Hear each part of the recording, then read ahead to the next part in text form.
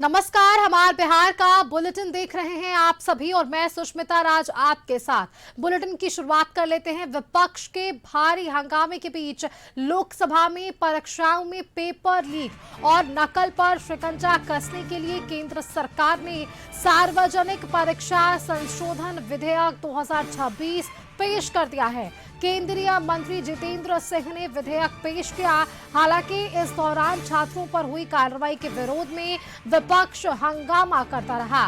विधेयक में हर राज्य और केंद्र शासित प्रदेश में पेपर लीक मामलों की सुनवाई के लिए विशेष फास्ट ट्रैक कोर्ट गठित करने का प्रस्ताव है और इन अदालतों में रोजाना सुनवाई होगी और चार्जशीट दाखिल होने के 3 महीने के अंदर ट्रायल पूरा करना होगा। पेपर लीक और परीक्षा में अनुचित साधनों के इस्तेमाल से जुड़े हुए मामलों की जांच 2 महीने के भीतर पूरी करनी होगी। दोषी पाए जाने वाले व्यक्तियों को कम से कम 5 साल और अधिकतम 10 साल तक की जेल और 50 लाख रुपए तक का जुर्माना हो सकेगा। वहीं संगठित तरीके से पेपर लीक या परीक्षा में धांधली करने वाले गिरोहों के लिए सजा और भी कड़ी होगी। ऐसे मामलों में न्यूनतम 7 साल की जेल और 10 करोड़ तक के जुर्माने का प्रावधान किया गया है। माननीय सदस्यगण, ये महत्वपूर्ण विधेयक है और इस विधेयक से जो सदन की मंशा है, देश की मंशा है, उस पर व्यापक चर्चा होगी। सभी दल के लोग इस विषय पर बहुत दिनों से मांग कर रहे थे और ये एक सुधार का प्रथम कदम है। मैं सोचता हूं कि सदन पर इस पर चर्चा हो, सब अपने मत विचार व्यक्त करें ताकि मत और विचार से हम किस तरीके से इस विधेयक के माध्यम से देश के अंदर परीक्षा पर लीक को रोकने का एक समुचित कदम उठा सकें।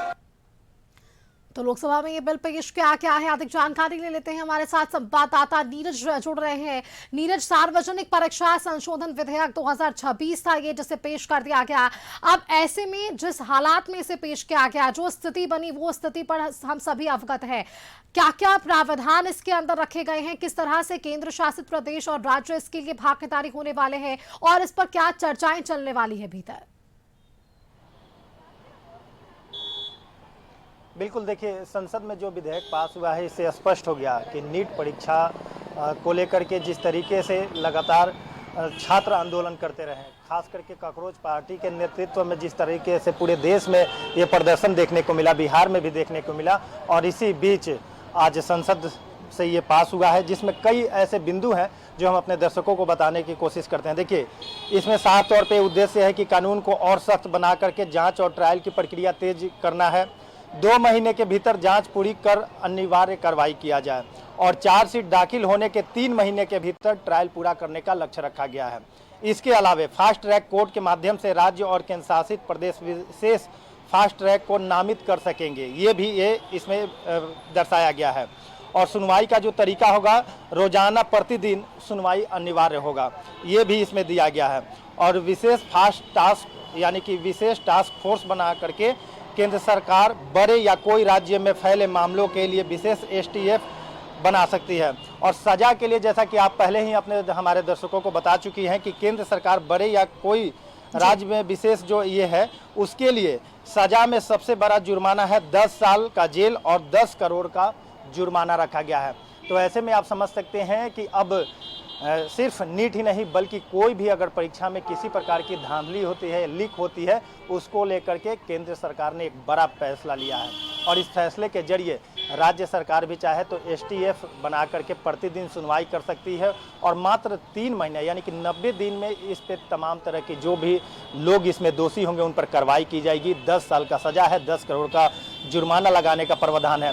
तो ऐसे में सीधे तौर पे कह सकते हैं कि छात्रों की जीत हुई है। छात्र लगातार प्रदर्शन किए, देश की राजधानी दिल्ली में लगातार प्रदर्शन हुआ, उसके बाद फिर बिहार में भी छात्रों के द्वारा प्रदर्शन हुआ, लेकिन विपक्ष अभी भी हमलावर हैं। यानी कि विपक्ष का साफ तौर पे कहना है कि जो छात्रों पर पुलिस के द्वारा शिकंजा कसा जा रहा है, बिहार की अगर छात्रों की ही बात करें तो कई लोग जो छात्र हैं जो प्रदर्शन किए थे वो लोग जेल में हैं।